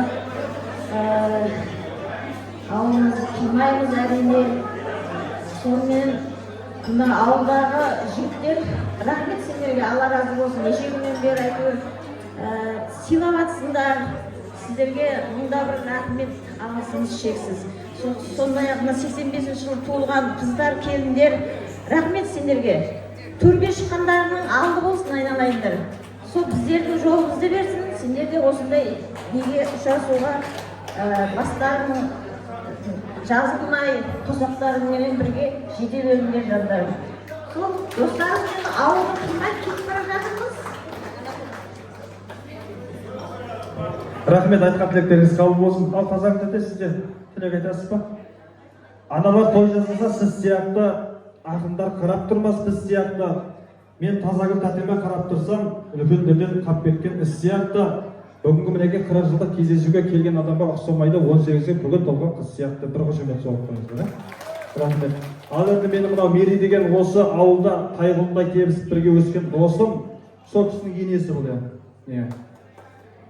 Пайғамбарда күйеу баласын сыйлаған, бар бойына тек жақсыны жинаған, менің мерей досыма осындай енені Алланың өзі сыйлаған деп бір қошемет соғып қойыңыздар, рахмет. Тәтеме қарап тұрса, тәте байқаңызшы, мынау сіз тойдан шыққан кезде біреу алып қашып кетпесін, өтініші. Рахмет. Ал енді суретке түсеміз ба? Бүгінгі күнімізден естелік болсын дейміз, суретке түсіп алайық. Содан соң Жаппарға 69 жігіттеріне эстафетаны тапсырамыз деп жатыр. Ал енді соны дайындаңыздар, табыстаймыз. Міне бүгінгі кешімізге жиналған жігіт қыздар, ассалаумағалейкум баршаға. Міне біздің елімізде үрдіс болып келе жатыр. Әзір Құда қаласа 70-ші жылғы балалардың бастаған бұл эстафетасы, одан ауысып 71-ге келді, 72-ге келді, одан кейін 66 бастады, онан 67 бастап 67 бізге беріп эстафетасын. Сонымен біз міне мектебімізге беседка жасап, оның өзі міне Алла қаласа бүгін 4 күн болды тойлап отырамызға. Енді бүгін міне ең соңғы вечеріміз болып жатыр. Қайтатындар енді бүгін түнімен қайтамыз деп жатыр. Қалғаны ертең қайтамыз деп жатыр. Аманшылық болса әйтеуір аман есен еліне жетіп алсын бәрі. Міне бағана түсте бүткіл ауылдағы халықтың көзінше береміз ба деп 69 балаларды жинап ек. Бірақ олар біреу садақа деді, біреу той деді, өте шықты. Бір қызына бердік 69-дың. Сосын енді нашар адам ғой деп бүгін ер адамдарын шақырып, соған табыстауға ұлсат етіңдер еді. 69 жігіттер келді, эстафетаға қарсы алыңдар. Ақай келе, ақай жүдір кел. 69-ға оққан ғой, жалғыз сен ғой 69-дан күлеш екен. Бағана күлешке тапсырмек, енді саған тапсырайын енді. Сен тұра тұр енді. Нағал 69-ға берейік та. Нағал 69-ға берейік. Мынау енді Алла қаласа жаман болмасын, қожане саған берейді 69-сы бұл, мынаны 68-ді қақсап келатсың бұл. Оң болсын. Біз тұтылдық, қожане тұтылды. Бізді жалғастырамыз. Келесі тілектің тізгіні осындағы біздің Таңат ағамыздың столы қай жағында? Таңат ағамыздың столы қайда? Сіздер ма? Ал келіңіздер, жақсылап бір сөз маржанын беріңіздер. Сіздердің жас тілектеріңізді естісек, тыңдасақ, 3 күш сөйлесек, қалғандарымыз қосыламыз ба? Мынау сағат біздік болғанмен уақыт Алланікі, сол үшін уақытымызды үнемді қолданайық. Ал ендеше, аға, өзіңіз бастап беріңіз. Мына жерде жаңадан келген бір класстасымды әдемі айтады тілекті. Сен қонақсың.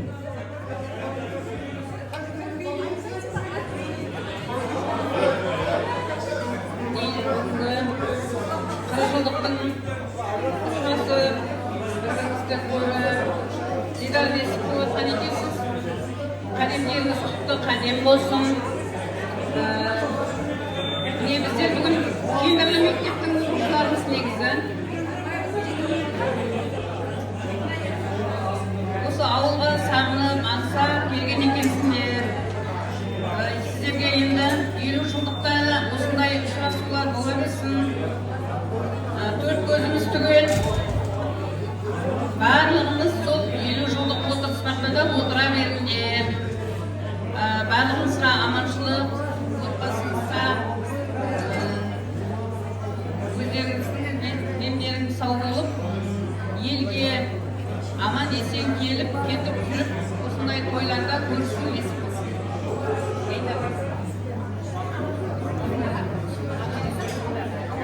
Кеш жарық, достар, қош келдіңдер. Бүгін міне дүбірлі той болып отыр, 40 жылдық деген құтты болсын бәріңе. Жақсылап некемдегі дастарханды жайып, бәрі көтерілді, көңіліме күймен өтіп жатыр. Мына қызметте жүрген 85 жылдар бәрі Алла разы болсын. Қызметтеріңе 69-да жүр, қызметте жүріп. Оларға да Алла разы болсын. Тойларын той болса берсін. Бүгін жол жүретіндер бар. Ақ жол тілейміз бәріне. Отбасыларына аман есен жетуіне тілектеспін. осы солдың атын. Ал амандықта көрсек, дендеріңе саулық, отбасыларыңа амандық тілеймін. Жігіттер, қыздар, барлығын бері айтып атқан тілектерге мен де қосыламын. Рахмет көп, әсіресе мына ауылдың жігіттеріне, міне жерде отырған 68 жігіттеріне. Екінен мынау 85 жылды бітіріп жатқан жігіттерге рахмет. Біздердің 40 жылдық берсін сіздерге де. Рахмет Құдай, бақытты болыңдар, қызметтерін Алладан қайтсын. Бәріне отбасыларына амандық дейміз, осындай аманшылықта, елушілікта, абсылықта отыра берейік бәріміз. Рахмет көп, бәріне рахмет. Күйеулерімізге айтар алғысымыз шексіз. Біз сол кісілердің арқасында осы жерде тұрмыз. Неше күннен бері тойлап жатырмыз. Өзіміздің келін екенімізді ұмытып кетіп, осы 68-дің класстастарымен бірге оқыған сияқты болып, көңіл күйіміз сондай болып тұр. Ауылға келіп, тойлап, қуанып, бір жасап қалған сияқты болып тұрмыз. Енді бәрімізде де әрдайым осындай жақсы күндер болсын. Достарымызбен кездесіп, осындай қуаныштың өтеміне кездесейік. Бәріңізге рахмет. Рахмет, тәте. Добро пожаловать. Как ваше настроение? Енді бұл кісілер Алматыдан келіп, сол үшін орысшаға сөйлеп жатырмыз. Менің Мария тәтеме көңілім бөлініп тұр. Біздің тәтем алтындай жарқырап тұр. Менің Мария тәтемнің алтын екендігі өзінің светінен көрініп тұр деп бір қошемет жауап қойыңыздар. Рахмет, енді Алматыдан келген қонақтарымыз. Ал енді ары қарай тағы кім айтады? Сіз ба? Моменттен пайдаланып, Алматыдан келген жиі-жиі сөз бергім келіп тұр.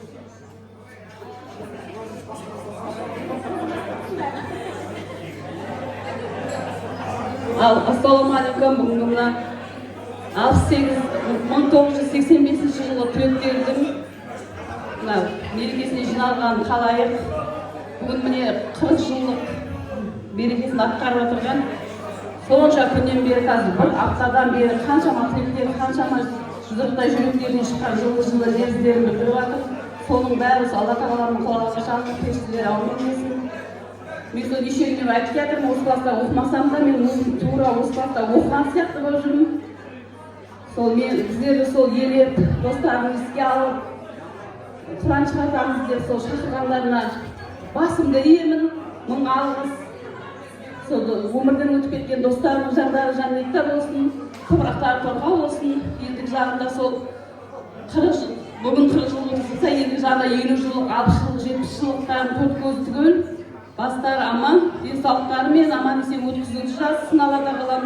Барлықтарына тілерім, сол өмірлік жолдастарымен өсіп жатқан ұл қыздарының қызықтарын кең көріп, немерелерден шөбере сүйіп, шөпшек сүйіп, сол ойнап күліп жүре берсін. Бұдан кейін неше күні бір қызмет істеп жатқанына 85 жылы жігіт қыздар деп жатыр ғой. Барлықтарына рахмет, алғысымыз шексіз. Бізді сол күтіп алып, сонша қызмет істеп жатырған бәріне Алла разы болсын. Қызметтері ауадан қайтсын. Алматыға барса да біз солай қызмет істегейміз, соларға барсақ келсек тек қана той деп келе берейік. Рахмет, айтқан тілектеріңіз қабыл болсын. Күләш тәте, моменттен пайдаланып екі дос қалып бет бастамайсыз ба? Микрофонды өзіңізге береміз ғой, толығына қарай өзіңіз басқаратын сияқтысыз. Ал енді бір суретке түсіп қайда? Панельге барып түсірсіз.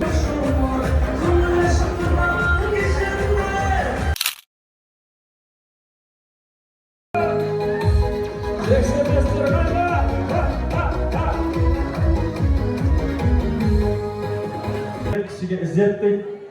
Неше күннен бері осында біздің ағаларымыздың қызметінде қарақұйрықтан хал кеткенше қызмет жасап, сіздердің міндетіңіз шексіз қызмет дейді. Бүгін мінекей осында қош келдіңіздер. Осында біздің ағаларымызға, жеңгелерімізге, тәтелерімізге деген бір жақсы тілектеріңіз болса, жолдап өтсеңіздер.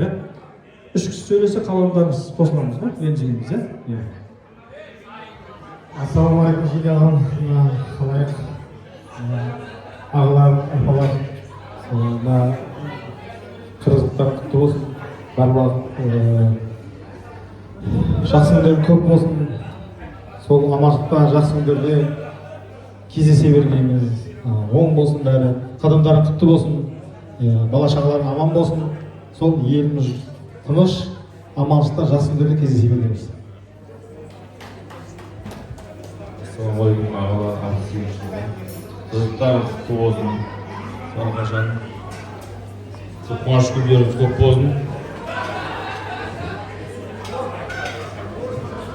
Ассалаумағалейкум ағалар.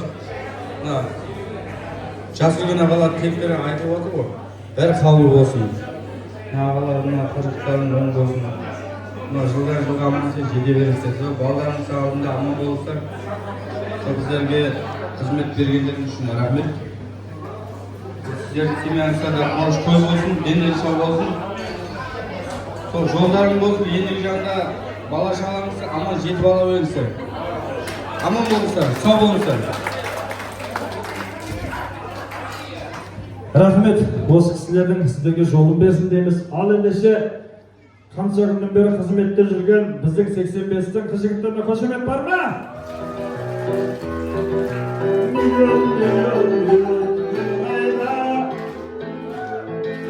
Ағайын қаттырақ шапалақ болмай ма? Бүгінгі кешімізде қызмет жасаған 85-тің шапалақ болмай ма? Миллион болмай ма? Ағайын қаттырақ шапалақ болмай ма? Бүгінгі кешімізде қызмет жасаған 85-ге қаттырақ шапалақ болмай ма? Миллион болмай ма? Ағайын қаттырақ шапалақ болмай ма? 68-ге қызмет жасаған 85-ге қаттырақ шапалақ болмай ма?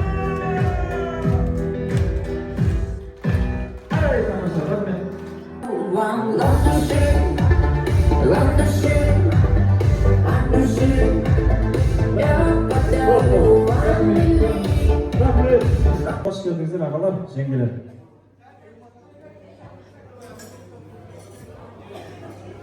Mine 85'tin 68'din kız jigitleri toylarың құтты болсын. Бар. Жайған дастархандарың Құдайым сол тойға жайылсын. Қызметтерің Алладан қайтсын. Ал мына ауылдың жігіттеріне мың алғыс. Әбеге рахмет. Қызметтерің Алладан қайтсын. Ана келіндерімізге де, інілерімізге де мың алғыс. Қызметтерің Алладан қайтсын.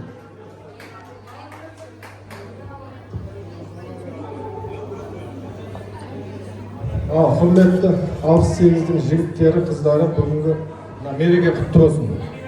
Жаңа азан бағадан бері ақсақалдарымыз жақсы тілектерді айтып жатыр. Мақсым аға, бекіміз ағалар, сол тілектердің бәрі қабыл болсын. Жігіттерге рахмет. Отбасыларыңа аманшылық тілеймін. Дендеріңе саулық тілеймін. Қызмет қылып жүрген жігіттер бар мына ауылдағы. Абай қайнағаннан бастап десем. Жігіттердің бәріне рахмет. Келіншектеріне, келіндерге, қалдарға бәріне. Той құтты болсын. Рахмет.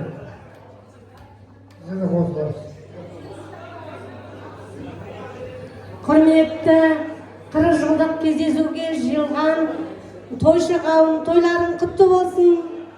Отбасыларыңа амандық, дендеріңе саулық тілеймін.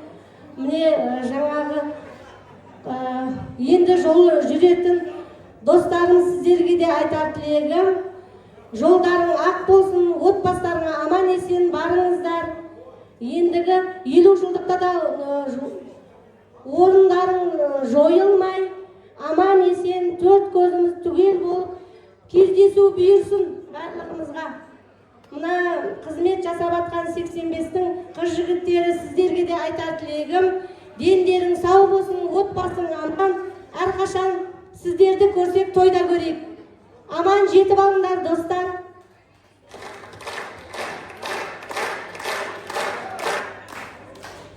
Мына жердегі осы ауылдағы мүлік ауылындағы 85-тің қыз жігіттеріне және 85-ші жылы туылған түлектердің 40 жастарын құтты болсын. сол әрқашанда аман есен болыңдар. Сіздерге бір әніміз бар арнаған.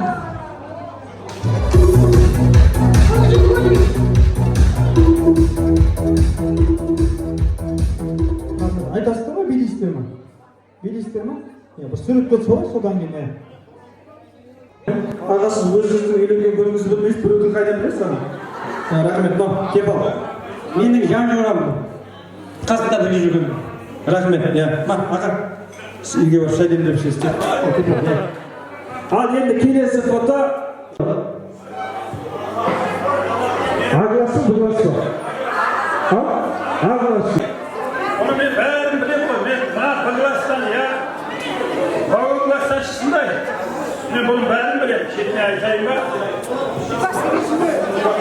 Мен де байқайлап тұр қазір. Фәртасыбек бала. О Шерімбек Қошмұратов деген жаңағы красавчик дедің ба? Сен нормально. Одан кейін Қалмұрат Қарабаев деген. Мынау Әбет Қожаев деген ұстазымыз еді. Мынау Бақытбай Асқаров деген екеуі де марқұм болып кетті. Мынау жаңағы Жаңабек қой. Одан кейін марқұм Алтынбай, Әзи Орынбеков, Әбдіразақ марқұм, Рәтбай, Каримаш, Гүлбазар, Ұшыға, Зұлпия, Күламаш, Алтын, Жәмила, Гүлшат, Фируза ұстазымыз, Қамар, Гүліхан, Гаухар, Айман, Райхан, Гүлжамал, Бүркіт Шайымбетов, Жамбыл Құдайбергенов, Мұратбай Өтежанов, Карамади Шегебаев, Жақсыбай Төребаев, Ержанов Амангелді, Мәмбетниязов Абай, Өтежанов Шеткергек, Күзелбаев, Әбдіжаппар, Нұрбаев, Сансызбай, Маханов Серік. Дұрыс па? Рахмет, аға памятіңізге рахмет. Памятіңіз 256, 550 сияқты ғой. Аға, абай аға, сізге сыйлық берейін. Бірақ балалық шақты еске алған сияқтымыз, Көш бастап жүрген ағалар, келіңіздер, жібер маэстро музыка. Келіңіздер ағалар.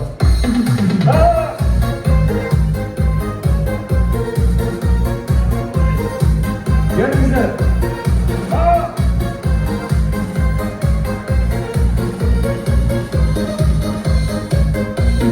Келген қалы құлықтыра, шапалақ қаттық тұра, мен бір өлең шырқайын, құлсылғамыз қаттыра, екі жылдар осында, ал сегіздің жігіттері, міне бүгін осында. Келіңіздер баса жігіттер. Әлдің көргін ашасың, бұйырса сені досың, осында несі жасаған, абай ағамыз жасасын. Рахмет. Ал, ағалар, болды ма? Ал енді қалған кісі келе берер, енді өздеріңіз. Жалғастыра беріңіздер. Ал енді қымбатты ағайындар, мынау бірлік болмай, тірлік болмас дейді.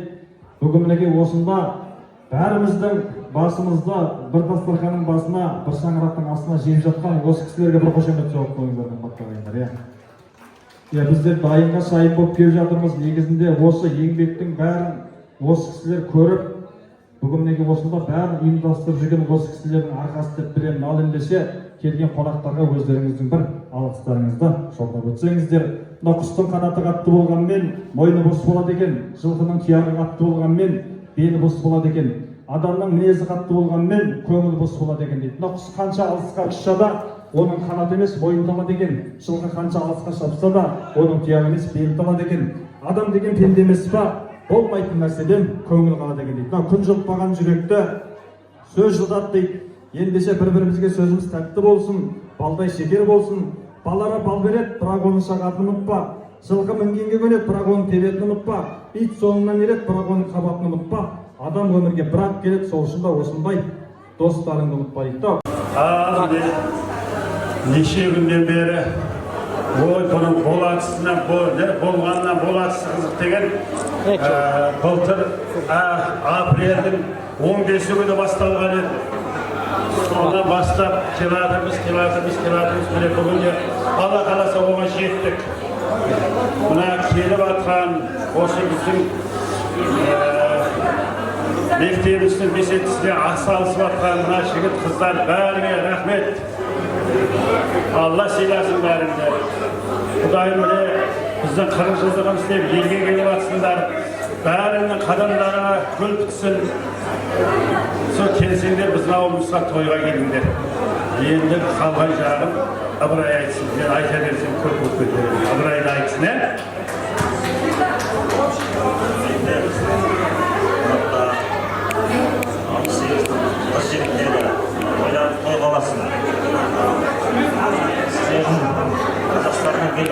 Қазақстанның бүкіл жолда бар ма? Қарағанды бар ма? Бүкіл Қазақстаннан келіп отқан қонақтар қадамдарына нұр жаусын. Соңына атсалысып, осы тойды өткеруіне осы 68 қыз-жігіттерді еңбек. 85-тің келінімен Аллаға рахмет, қызметтерін Алладан айтсын. Көп барсақ, сіздердің Қазақстанға барсақ тойға жақсы етпей барайық. Toylar koyulmasın, hakkınlar.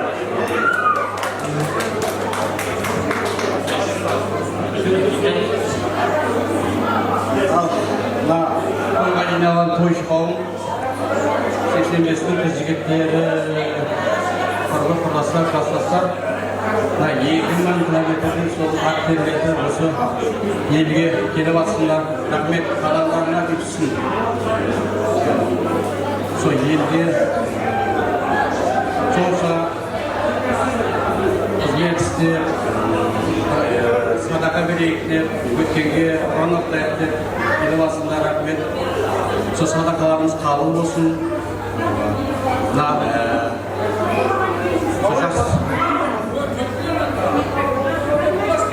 Соны ұрпақтарымызға мектепке, бесетке жасап, соны тапсырдық. Сол жастарымыз, балдарымыз, қыздарымыз жақсы күнде пайдалансын. Бүгін той деп, тойды құда кіресі, ұрпақта келатырмыз, тойын тойғасын. Сонша жерге келген класстастар қадамдарына күтсін. Рахмет. Рахметтарға.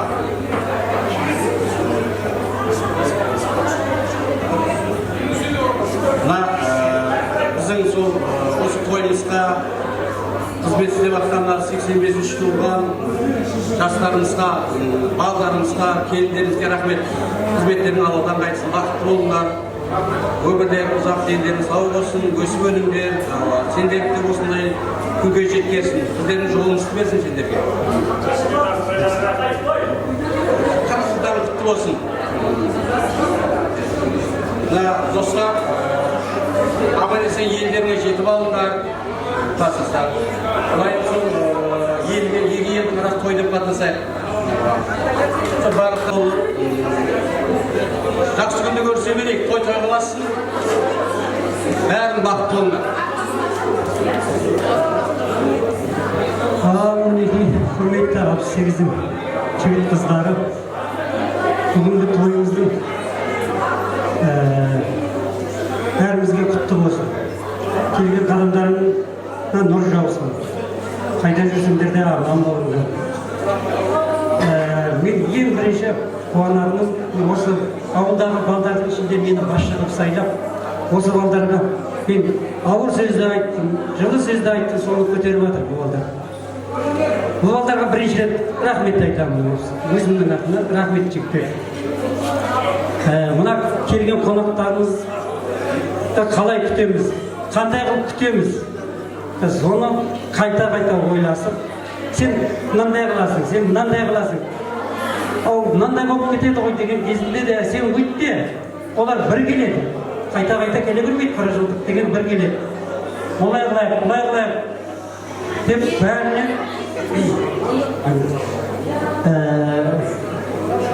біріне айқайлап, біріне не қылып, соның бәрін көтеріп жатқан жігіттерге рахмет. Ал енді жігіт қыздар, бүгін тойымыз шамаласып қалды. Біздің сіздерге берер барымыз осы, бізде бар осы енді. Балыңызды салдық. Алда болса көптей көріңдер. Қашан келсеңдер осы ауылыңызға жақсы ниетке, қуанышқа, тойға келіңдер. Дендерің сау болсын, бала шағаларың аман болсын. Мен бір идея тастап едім, 85-тің қыз жігіттерін алайық та біздер қызметке деп. Олар 40-қа шығып жатыр. Біз бітірген кездері 85-те толған жігітті қыздарын алды. Олар әзір 40-қа шығып жатыр. Құдайым жастары құтты болсын. Менің сөзімді жерге тастамай, біз қызмет істейміз деп, қызмет істеп жатыр. Рахмет барын. Дендерің сау болсын, семьяларына аманшылық болсын. Сол жақсы күндерде қызмет істей беріңдер.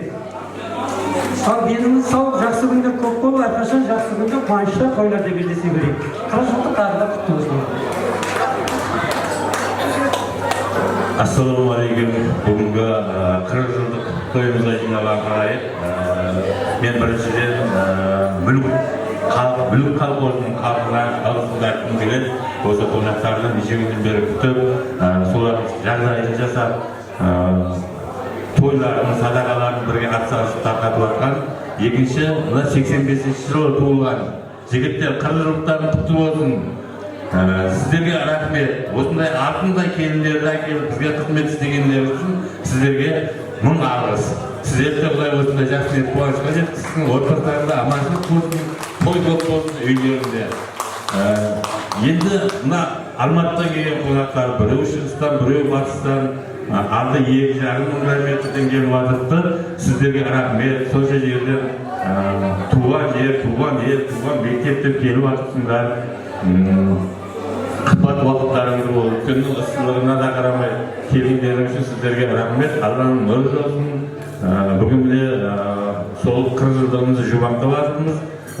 Ертеңнен бастап елге қайту, отбасыларына аман сау оралып, бала шағаларға қосылып, бізге бір хабарын айтсаңдар, біз қуанамыз. Барлықтарыңа 40 жылдық құтты болсын.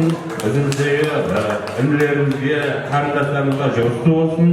Солар да осы эстафетаны қабылдап жатыр, әрі қарай жалғастыра берсін.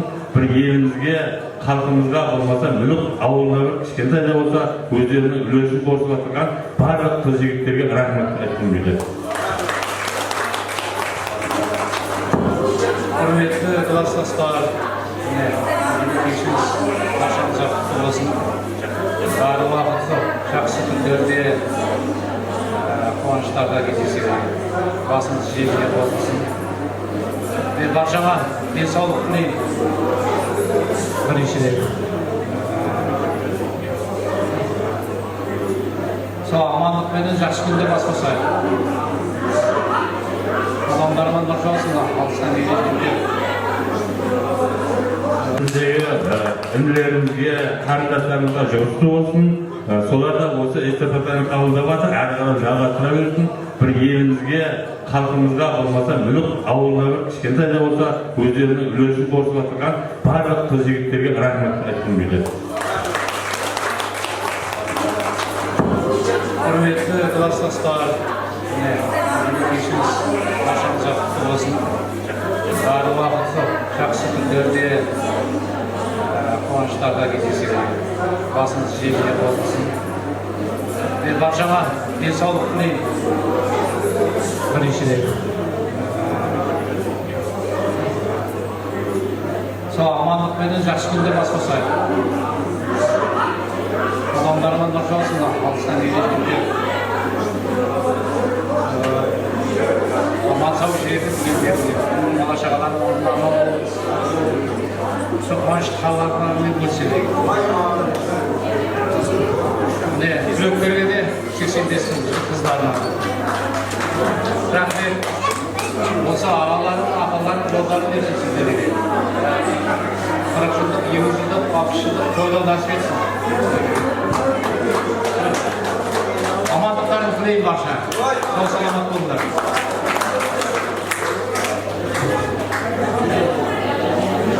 Құрметті сыныптастар, неге көптен қуанышына бөлек басында тойымыздың тойларын құтты болсын. Әрқашан сол 20 жылдық 60 жылдық тойлар есіп етсін бұлай. Сол алыстан бекерде айтты ғой, 2,5 3,5 келіп тұрған бұл жерде қыздар батыстан, шығыстан бәрі қадамдарың гүл тұрсын, қуаныштарың көп болсын. 85 жылы туылған інілеріміз, келіндеріміз бар. Сіздерге де жұмысты болсын, өмір жастарыңыз ұзақ болсын, бақытты, дәулетті болыңдар. Бағана да бері айтылған тілектердің бәрі қабыл болсын, еліміз аман, жұртымыз шешіп болсын. Sonra алыстан келген ағайындар, қыз-жігіттер қолдарың болсын, аман есен елдерге жетіп алып, бала-шағалар аман болыңдар. Жақсы күндерің көп болсын, той қаласын. Рахмет. Ақылы көпті дауылмас, досы көпті жоғалмас, жолдасы көптің олжасы көп дейді. Бүгін мінекей 40 жылдық кездесулеріңіз құтты болсын. Ал енді 85-тің жігіттері қызметте болып деп айтып жатыр. Мынау біздің міндет шексіз қызмет, қара тияқтан қар кеткенше мынау қызмет етіп жатырмыз. Және де мынау ютубта Тақта көпір мүлік каналының админі Нұрлыбек бізге 91-дің ештеңе айтпайсыз тұрмыз ғой? Рахмет. Рахмет. Біздегізі 91-де біздер туылғанда еліміз тәуелсіздік алған, өздеріміз мақтап қояға. Рахмет. Ал ендеше қымбатты ағайындар, бүгінгі кездесуіміз нормальный болды ма? Қызметтерімізге көңілдеріңіз толды ма? Бүгін 40 жылдық ұнады ма? Ұнамаса айтыңыздар, басынан бастаймыз. Рахмет. Ал ендеше бүгінгі мінекей кездесулеріңіз құтты болсын дейміз. Орысқа қонақ болсаң, салы жейсің, үн күтіп әкеледі арақ жейсің. Қытайға қонақ болсаң, шаян жейсің, шаян жемесең, таяқ жейсің. Корейске қонақ болсаң, итін жейсің, кәдімгі қой секілді үйтін жейсің. Арабқа қонақ болсаң, халал жейсің, өзбекке қонақ болсаң, палау жейсің.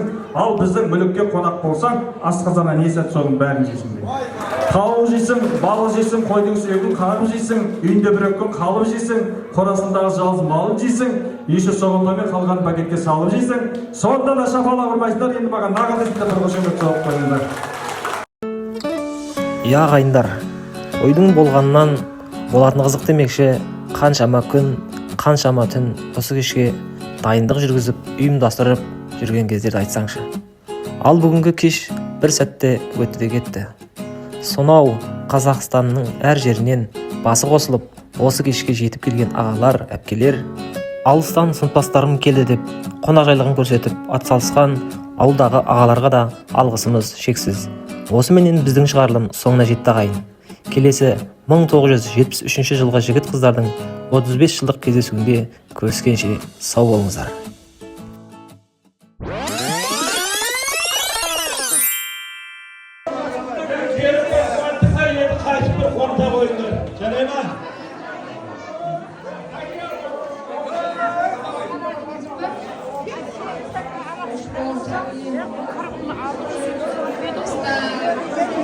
Aman bolunda bizler o şirin azim Löküs'e қарай жүріп кетеміз. Ертең пойызымыз бар, Ташкенттен әрі кетеміз.